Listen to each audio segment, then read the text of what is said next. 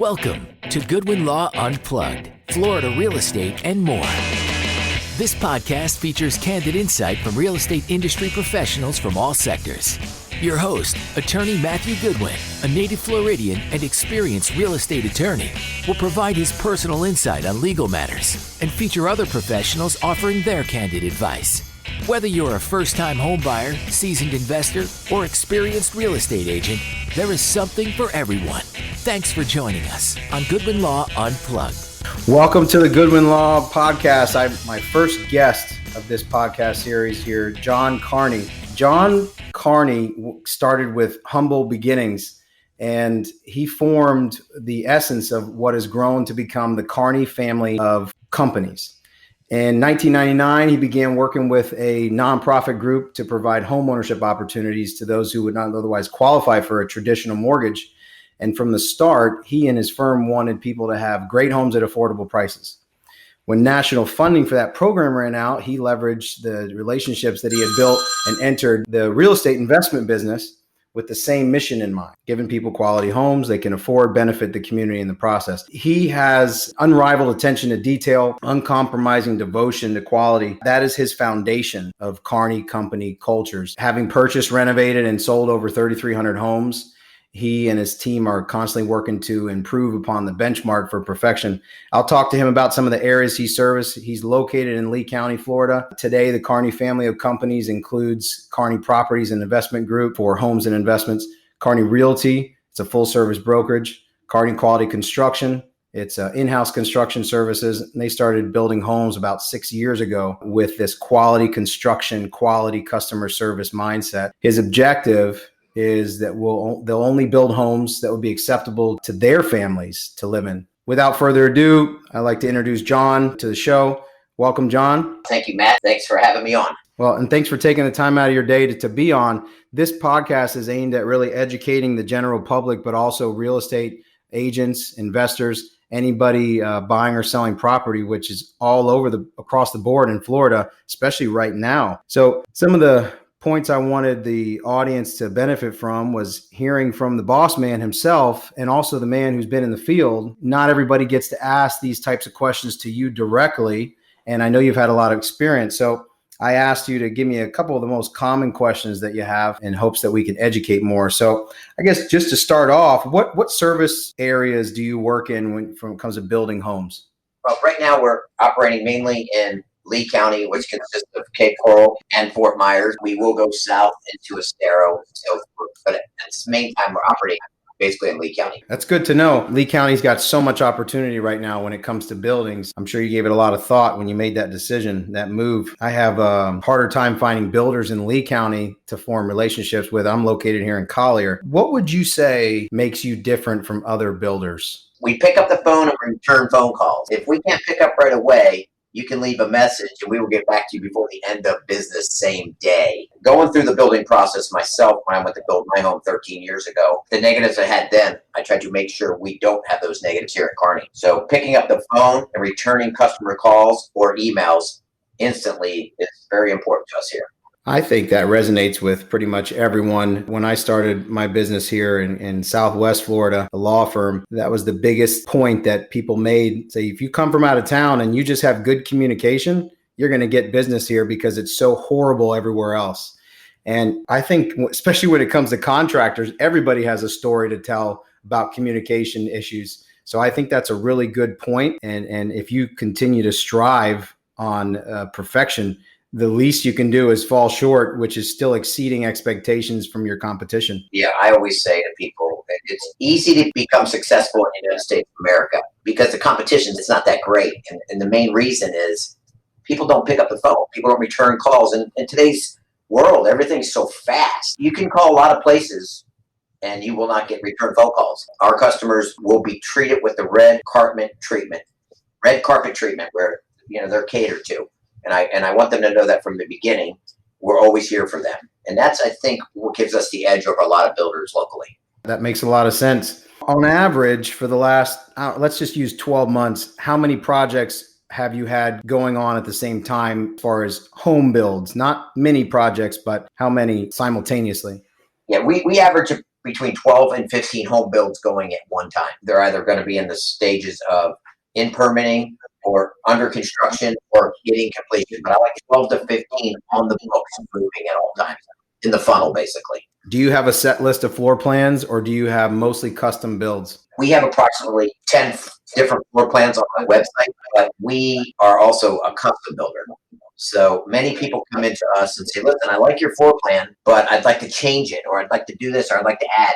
We're willing to do that because here at Carney, it's exciting for us to build something different. So when people come in and say, listen, I got a custom plan we'd like you to do, we have no problem doing it. My experience has been that everybody wants to change most people want to change something about the floor plan. But my understanding is that it costs more if you come with a custom floor plan because you have to figure out the plan before you start work. Right. So let's say they walk into my building and pick one of my floor plans that is already, they pick it the way it sits. Obviously, that helps speed up getting that thing into permitting and getting the price on it because we have the price already. When somebody walks in with a custom plan, we have to draw it up, get it architect, engineered, then we basically bid it so we can figure out what it's going to cost. So we're kind of putting the cart in front of the horse there, where we don't give you the price right up front. We have to draw the plan, engineer the plan, and then we give you the price once that is done. I have customers that I'm probably doing right now 3 custom floor plans, and all 3 of them are in the same situation. We're waiting for them to come out of engineering so we can actually finish bidding the project and give them their hard final number. If you walk in right now and grab one of the 10 floor plans that I have on my website, I can give you the number today. If you make 5, 6, 7 changes, we can have that number to you in 2-3 days. That I think adds a lot of value. You know, having purchased and finished a couple homes myself, and of course, doing real estate closings, construction loans especially, we see a lot of change orders and specs, and sometimes can be as few as 3 pages and sometimes as many as 100 pages. What advice do you have for people that are going to have their own custom plans drawn up before coming to the builder? My advice basically is draw up your dream home, your plan, but you really need to pay close attention to your electrical, your plumbing, where those fixtures, where those drops are going to be at, where they're located, making sure they're not behind doors when you open the door. Just a lot of things to know. So if you are going to draw your own plan before you even come to see us, you got to make sure you have an architect that is on his game. The last thing you want to do is start building that house and have all these change orders. Because as much as a customer don't want a change order, the builders don't want change orders, because they actually delay the process of building that home. And another reason they put change order fees on there is to kind of slow that down, because a builder doesn't really make his money till he's finished that home and gets that final draw. In most cases, I would think every builder wants to start and complete as fast as possible. And making change orders during the construction ends up being a hassle for the buyer and for the builder. Here, we try to get all that done ahead of time. We let the customer go over all the electrical plans with us, the plumbing plans, everything. And then what we do is, while we're building the home, when we get to the rough stages, we walk it again with the customers so we can make sure that hair dryer outlet's in the right spot, that outlet, the light switches are in the correct location, and the door's not blocking it. There's just many, many things to know about when you're building your home. You put your faucets in the correct place on the outside of the home, because you may want to wash your car. You may want to wash down your pool deck. It's just a lot of things to know. So when you are choosing that builder, you got to make sure you have somebody's experience in building the home so it's user friendly and not just something off of a floor plan that came off the internet. Yeah, most people don't think about where to put your plumbing and your electrical lines unless they've had experience of having to break down their own walls and floors, which unfortunately I've had to do recently on my own home, and start to realize how important the location of a plumbing manifold is when I never even used that terminology before. So I can imagine we're thinking cabinets, maybe the quality of the pipes is something we think about, but the location is the least. So I would much rather rely on an expert. And obviously you do your own plans. You have your own architect, but you expect to pay a little bit more unless it's already been paid for. Those plans have already been paid for. And I imagine the price for the plan becomes subsidized almost into the cost of the build, because you don't have to redo it each time. It's done once. Correct. So if it's a plan that we already have in-house, it's a little bit cost effective not to have to draw a new plan. When you go to draw a whole new plan from scratch, it's going to cost you probably double the amount, because the ones that we're using, we can constantly use them over and over again. Let me ask you this. On average, how high are your ceilings in those homes, or what's the most average? The average for us is 12 to 13 feet. We have two different lines. We have what's called our Elite Series and our Executive Series. The Elite Series is our more entry-level home, which our entry-level starts at $269,900 and up. That home starts at a 10-foot ceiling. The next model up from that starts at 12 foot. So anything above our Kismet model basically is 12-foot high ceilings to 15s. Or if it's custom, it may be 20, 25. That's higher than I would have expected to be the average, but everybody wants high ceilings now. What about like sliding doors? Is there a standard height for those as well, or two options? Well, your standard's 8 foot, but you can also go with a 9 foot or a 10 foot. A majority, again, our entry level homes are 8 foot, but anything in our Executive Series, they're 9 foot and up. Other customers, they're always asking, what size sliders I can get, what size sliders, and no, the taller the slider, the more of a price increase for that slider, because everything we do here, they're all impact. All our windows and sliders are all impact in every home we built. That's really important here in Southwest Florida. Probably one of the most important things when it comes to windows and doors is looking at that impact rating. What about what percentage of builds are you doing that start with a vacant lot where it's undeveloped, not in a subdivision, but maybe more rural? Right. So here in Cape Coral, for example, I'm sure you may be familiar, but it's pretty much was pre-platted back in 1952 to 1954, somewhere back then. It's the second largest city landmass wise in the state of Florida. So we don't really have any subdivisions in Cape Coral. Unlike Collier, you have subdivisions. Cape Coral is all basically either on city water sewer or well and septic. So to answer your question, 100%, 95% of our builds are coming on vacant land. 5% of them are homes that are being knocked down, and we're building bigger homes. But okay, a lot of the land is developed with streets, but that's it. You have to bring in well equipment. The roads are there, the electric's there. You just have to bring in the well and the septic. Well, you said one of the common questions you get is how much fill you're going to need for your lot. And I understand that that's a common question across the board, especially here. We're so close to the Everglades, and I've heard 200 truckloads, 100 truckloads, 50 truckloads. Is it true that almost every lot you build on requires some, if not a significant amount of fill? Well, Cape Coral, I'll use as an example. Cape Coral, when they dug these 440 miles of canals, they took the dirt from the canals after they dug them and put it on top of the land, okay? Where down in Collier, let's talk the Everglades, it's pretty much swampland. And so you're going to need a ton of fill. But in Cape Coral, you're always going to need some sort of fill. Could range from $2,000 to $3,000, $4,000. We give a $4,000 allowance for fill and lot prep. But I've also have lots that are, with the new flood regulations, bringing up the flood areas and so forth. We have to bring that floor up to that height. So yeah, you're getting anywhere from $4,000 to $10,000 worth of fill and lot prep coming into play in Cape Coral. Fort Myers, you may have even more because you're going to have homes closer to the river, lower lying areas. You could have a $15,000, $20,000 fill bill. Yeah, that sounds expensive when you think the price of the lot. You think, well, the only other thing I have to do now is price out the cost of building this. And a lot of people don't think that fill can be a significant portion of that. For some people building in Collier, money's not an issue. But I say the majority of construction loans that we close, and I'm sure the majority of bills that you do, people are counting their dollars, and you want to make sure you're getting the best for your money. You're not just throwing it away. So I imagine a lot of, are you scouting these lots out, or are people coming to you already owning them? Well, that's a great question. So I say this, okay, when any customer is out there wanting to build a home and they're looking to acquire a lot, if their builder that they're going to choose has a real estate brokerage in-house, I would use them to find the land for many reasons. Obviously, when you're out there looking for that lot, you need to know how much is the fill going to cost? What size house do I want to build, and will it fit on that lot? Standard in Cape Coral, the lots are 80 by 120, 125.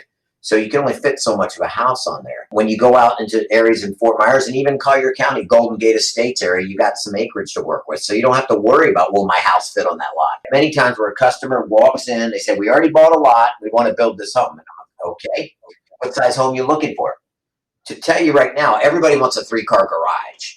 So that moves you to a 2,600 square foot house, unless you want 2 stories. So a lot of people will say, well, I want this 2,900 square footer that I saw online. Well, it won't fit on their lot that they just purchased.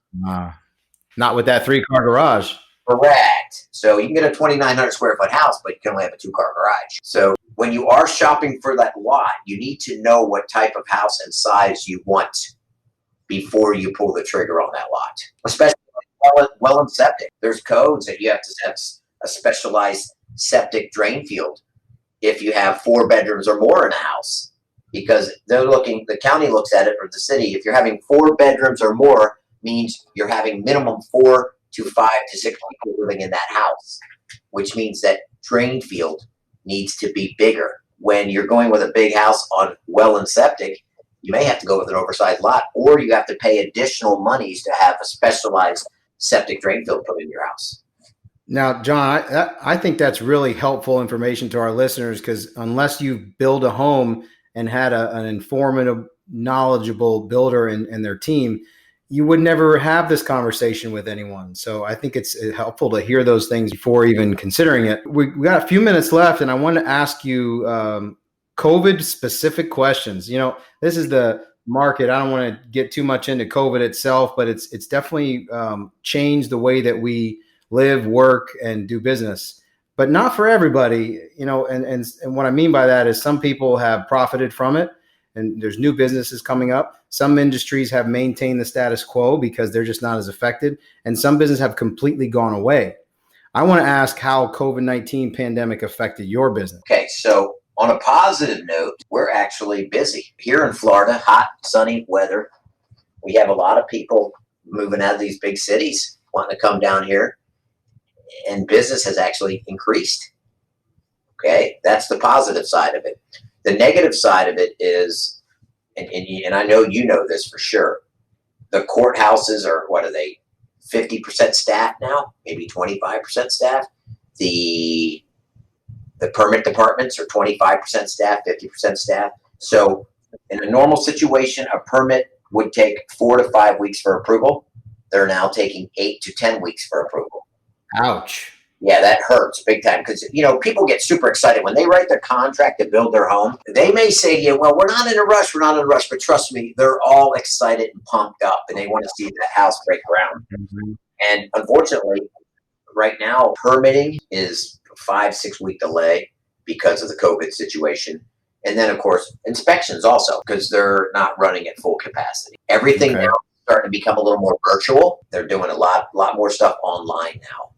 So what I'm hearing is it's created natural delays in the process, which you rely on to get the job started and finished. Correct, because our goal here is get it through permitting, engineering, and the architect as quick as possible.